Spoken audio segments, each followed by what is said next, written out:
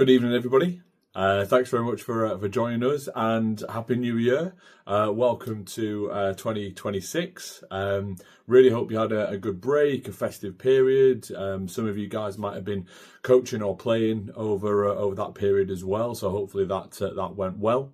This evening, just a bit of a recap on last year and looking ahead to what 26 can bring us, basically. So the first question really to all those coaches and players out there: what did you learn from 2025? What is it that you learned from the first half of the season about yourself, about your team, what works, what doesn't work, and how are you sort of adapting moving forward into 2026?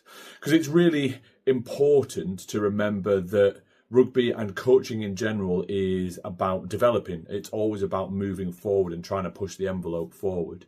So if there's things that you've identified that didn't quite work, what are you going to do about that in the new year? Are you going to leave them as they are? Are you going to keep trying to bang that drum? Or are you going to tweak things slightly? As a coaching team, we have looked at tweaking things and changing things a little bit to try and help those boys in this second half of the year. And hopefully that will have the impact that we're hoping for.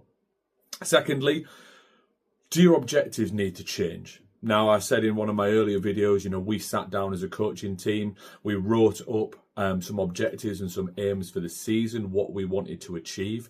Now, sadly, some of those have fallen by the wayside already, just given sort of our start to the season and the impact on some of those sort of objectives that we had and those goals we had in mind. But just because you haven't met them in the first half of the season doesn't mean that you can just bin them.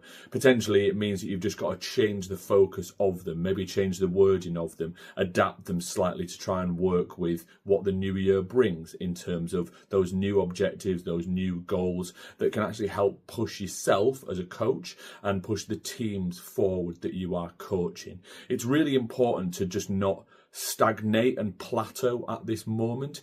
Just because the first half of the season hasn't quite gone the way that you want it to, it doesn't mean that you stop or sack off all the things that were actually going well. It's about building on those. One of the last things I said sort of the back end of last year is changing the mindset to this sort of positive approach, and that's something personally I've had to do. The team are obviously working with us, and the coaches around me are sort of trying to adapt to that positive mindset, that positive change as well, because we've now changed and understand that positivity really enforces what you're trying to do.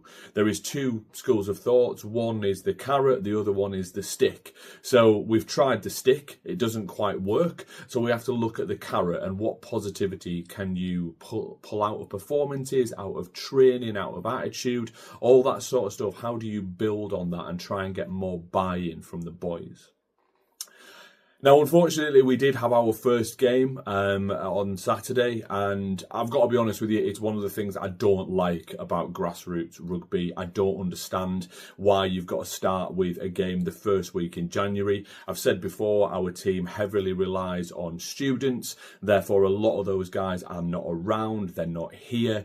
Ends up you going with sort of a different team to what you might have picked when everybody was available, and unfortunately, the scoreline on Saturday kind of reflected that in terms of kind of guys, they're not up to speed. We haven't had a training session. They've not touched a ball since sort of middle of December. And quite frankly, I think it's unfair on both teams, not just ours because of the scoreline that was put on us, but actually on both teams, to expect them to come into the first week of January with no prep, with no training, with drinking for 2 weeks and eating for 2 weeks. I think it's unfair, and it really it annoyed me as a player, and it annoys me even more as a coach now. And kind of with the weather coming up over these next couple of weeks, I think for me, reflecting back on Saturday, we were given the option to play the game or not. Now, personally, I think probably the decision should have been taken out of our hands in the morning, but that's by the by. So we turned up, and the decision is, the coaches and the captains decide if they want to go ahead, and we made the decision to kind of play.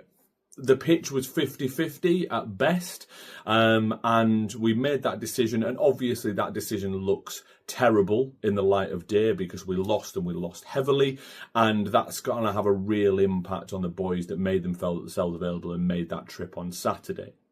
One one kind of deciding factor and something that I've been thinking on all this week is actually in that situation, if you have a situation where that pitch looks 50-50, is it playable? Is it okay? Is it going to cut up? Is it going to cause more problems?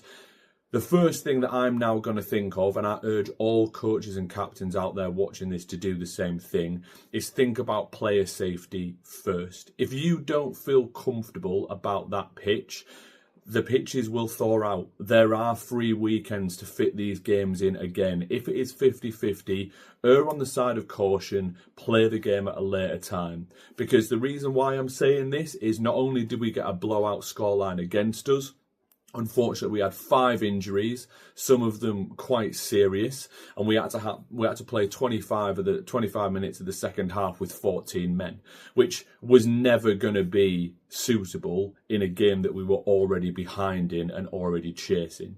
So if anybody's watching this, any coaches, any players out there, then please think about player safety first. One of our injuries was concussion because somebody made a tackle and hit their head on the floor. And because it was frozen, because it was hard, that obviously then has a negative impact on them. They're out of action for a number of weeks, and it could have been avoided. And in hindsight, I think that that's the decision that should have been made on that game. So I'm always learning as a coach. That's the first situation I've ever been in that, and I've learned, and I will make a different decision based on that moving forward.